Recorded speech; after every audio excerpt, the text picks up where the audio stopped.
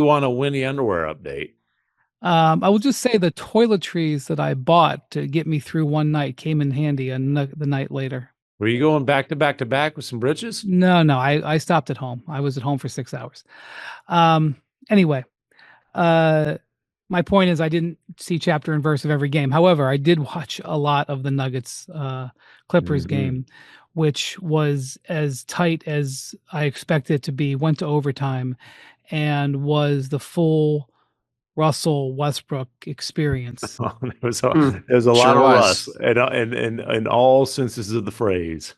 You can't trust Russ, but you can always trust Russ to be Russ. That's my saying with Westbrook. I want to give credit to a tweet from over the weekend from Kofi, who said, and for this is going to be for listeners who are a little bit older, because I don't know how many people are playing Mario Kart in our Bob Pettit. Bob Pettit probably not a Mario Kart player, but this tweet was the most perfect encapsulation of Russell Westbrook, which is Russell Westbrook truly is the item box for Mario Kart. Which, for anybody who played Mario Kart, you hit the item box and it went around and it gave you something, and every time it was something different. And from possession to possession, Russell Westbrook is a Mario Kart item box, let alone game to game. You just have absolutely no idea what he's going to do. I think over the long run, that's going to end up being a huge problem for the Nuggets, just like it's been for every team he's played for, frankly. But in game one, he did just enough to get him over the line. Yeah. So I think my takeaways from this game are that the Clippers really did not get much from Kawhi Leonard offensively down the stretch of the game. They got nothing. If it's a Zubats. Yes.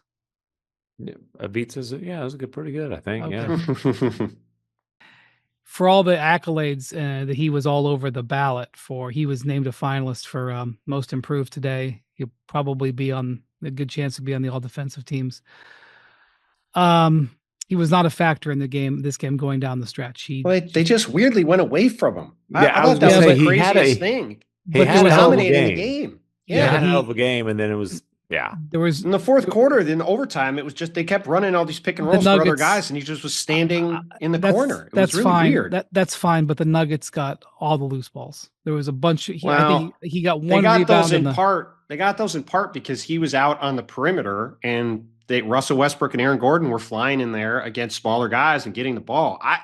I think an adjustment they have to think about in game two, the Clippers, is to have Ivica Zubac on Aaron Gordon in those spots and have Derek Jones or Nick Batum or somebody on Jokic on the perimeter, and then have Zubac down there to get some of these rebounds, because that was the biggest problem. They had all these small guys and they were just getting bullied. Aaron Gordon was bullying James Harden on the boards. For the Nuggets to win this game when Porter hit a shot, Well, he didn't play him. He played Russell Westbrook over him.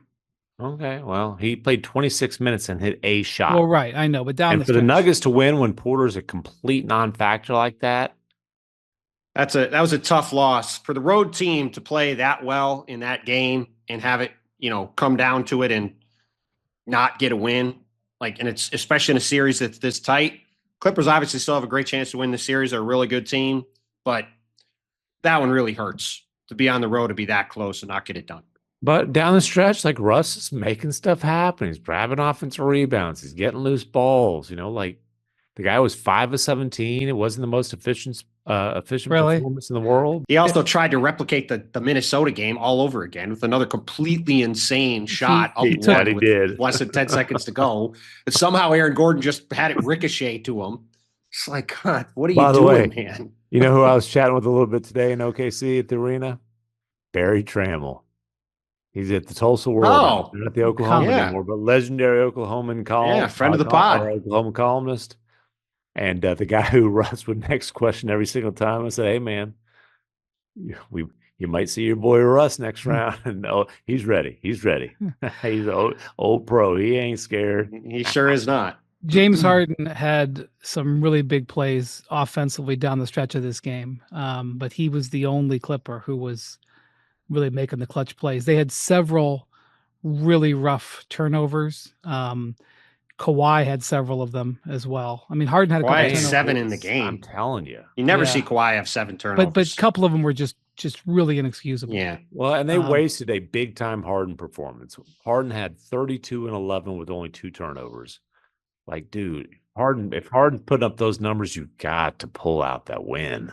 Well, the interesting thing about this series, right? And I think we talked about it a little bit before it started, but the Nuggets don't really have anybody to guard James Harden. Like if they were running that pick and roll with Zubac, is part of the reason why I was surprised they stopped running it was because they were getting whatever they wanted in it. Like Jamal Murray can't really handle him. Christian Brown can't really handle him. They can maybe try Aaron Gordon on him, but like they don't have a good option to put on James. Like obviously we've seen James go up and down a lot recently in the playoffs, have 2 or 3 good games and 3 or 4 awful ones. But I think this is a series where he's got a chance to eat and be pretty consistently good. I think I hear Michael Malone bitching about letting KCP go. Oh, wait, they're all gone. Yeah, well, Christian Brown had some moments in this game too. Christian Brown's really good. I just don't know if he's a great option to slow down James Harden. They just don't have the kind of guy with the size to really give him problems. That's got 7 games written all over it, doesn't it? Mm-hmm. I mean, that series got 7 games. We'll see. I mean, we'll see what happens. We'll see what happens Monday night. Like I would have said that if the Clippers got that game 1, but I think it's going to be a hell of a series. It should be a hell of a series for sure. I think OKC is going to sweep Memphis. I think I'm going to spend about a week at home, resting, relaxing, refreshing. I think you might need to rotate over to assist Ramona on that. This guy. Nope. I think I'm going to just be resting, relaxing, sipping cervezas, and snuggling up the old IT department. It's going to be a good week. This guy goes from saying he's working around the clock to already planning out vacations. Listen, I'm trying to get a little siesta here. I gave a pep talk to the Thunder pregame today. Look what they did, 51-point win. Listen, you gave the Thunder a pep talk, really? Listen, yeah, I said, "Hey man, give me a damn week off." Okay. Listen, obviously the Grizzlies were fatigued, and I think the Heat were a little bit too. They on the stretch of the game I was at here tonight. Which was the Ty Jerome showcase. Oh, baby. By the way. Sure was. Ty Jerome free agent this summer. Yes, everybody in Cleveland's well aware of it. Ty had 28 points in his first ever playoff game, and the Cavs, I mean, this is not a novel strategy, but they really attacked Tyler Hero aggressively, really went after him pretty much anytime. Well, not any time, but a lot of times he got ISO'd, whether it was Darius Garland or Donovan Mitchell. But Jerome went at him several times, and then after he scored on him, he flexed at least twice. Somebody told me he flexed 3 times. I saw him flex twice when he scored on Tyler, and they really aimed to slow Tyler down. Tyler had 38 in the first playing game in Chicago and 30 Friday night in Atlanta, and then he put up 17 in the first half of this game. And then the Cavs just face guarded him and like stuck him on the weak side, and it was a rough night for Tyler with Ty Jerome. And that's what the Cavs players were saying. They were like, this guy comes in the summer, like he's barely hanging on to the NBA. He's just, I mean, Darius Garland's like he was flapping his gums, talking his bleep, and I was like, hold on, buddy, slow down, But he's done it all year, and he got named finalist for sixth man of the year award.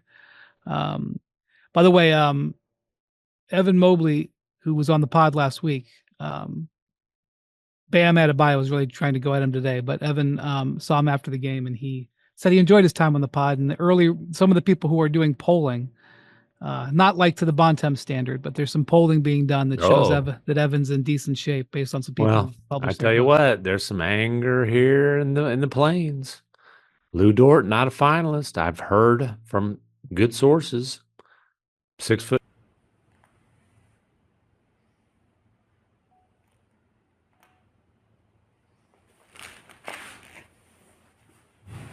Chào cả mọi người đã quay trở lại với kênh của mình nhá. Ngày hôm nay mình sẽ tiếp tục hướng dẫn các bạn làm vòng. Và hôm nay của mình sẽ có tiêu đề là nhân sâm. Mọi người, hôm nay vòng của mình sẽ có tiêu đề là sâm đất.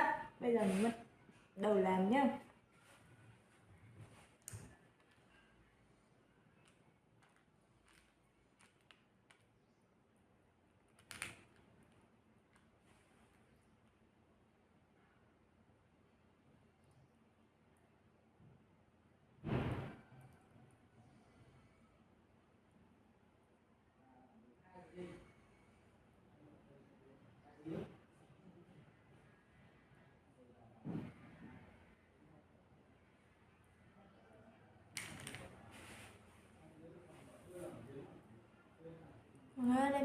Đây là màu trắng này,